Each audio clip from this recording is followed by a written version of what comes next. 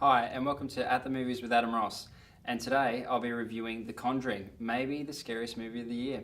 Now, The Conjuring is a really good horror film, and that is an oxymoron normally. Normally, horror movies suck, and don't get me wrong, I love the genre, but honestly, even if you're a big horror fan, go into the video store, go to the horror section, and have a look. And I tell you what, like, one good film, 10 shit ones. One good film, 10 shit ones. For every good horror film that comes out, there's 3 crappy sequels that follow it, or a prequel, or, Halloween H2O, or Jason X, Jason in Space, So to have an actually legitimately good film that is also a horror film is pretty rare, and that's what The Conjuring is, because The Conjuring has got great technical credits and it's well directed and it understands horror staples really well, but it's also got an involving story and some good acting in it as well. Now, The Conjuring follows the Perron family, and when they move into their new home, they think that they've found the perfect house, but unfortunately it's already got a tenant, which is a malicious, scary as shit ghost. And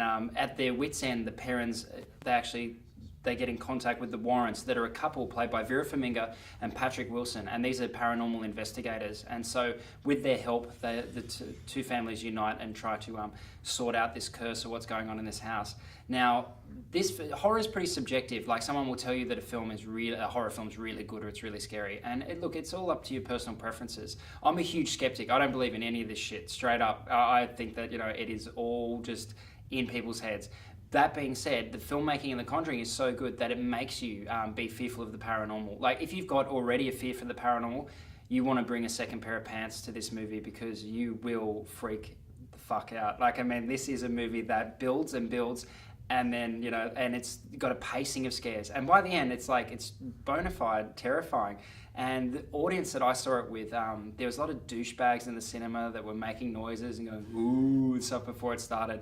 And I thought, here we go, this is going to suck. But about 10 minutes in, even these, most boisterous of cinema goers, they just shut up completely because they were too scared. So that's, a testament to how good this film is. It's directed by James Wan, an Australian director. And look, I haven't cared for anything he's done in the past. I even think that the first Saw was a shit movie, and I hate the sequels. And I thought Insidious was weak, and I thought Death Sentence was bad, and I thought that Dead Silence was awful. So I really went into this film apprehensive, because I thought, I haven't liked a single movie that this guy's made. I understand that he's in love with horror, but his tap dancing red demon in Insidious made me laugh out loud. I thought it was really bad. But he throws us back to the movies of the 70s, like The Exorcist, like The Omen, and he actually shoots this movie. Almost a lot of the scenes are voyeuristic, and you feel like you're the entity watching this family. And he has some really subtle, unnerving moments, from things moving and people getting tugged on the foot, and ramps up the scares until it, and look, it gets pretty overblown by the end, but it never truly jumps the shark. And I think that with horror films, you can either have a nasty horror film or a fun horror film. You can't have both. And like a film, say like Drag Me to Hell by Sam Raimi, is a fun horror movie, and it knows it's over the top and it's winking to the audience. But a nasty horror film, something recently like Maniac starring Elijah Wood, is playing for keeps. It's just a nasty bit of work. And this film is pretty nasty in its tone, and it never tries to make it goofy or funny, and never tries to make you wink to the audience. And I think that that's why this movie is so effective, because it's scary the whole way through. And it's also hugely helped by its great actors. Vera Farmiga gives a really good performance in this, and the reason why you're scared most of the time is because of her reactions to things. Patrick Wilson's good as well. So look, if you're in for you want just a good jump in the middle of the night scare, go and check out The Conjuring. Don't see it by yourself. Don't park too far from the cinema, because you probably freak out on the way to your car. But look, so far the horror film to beat this year, 4 stars.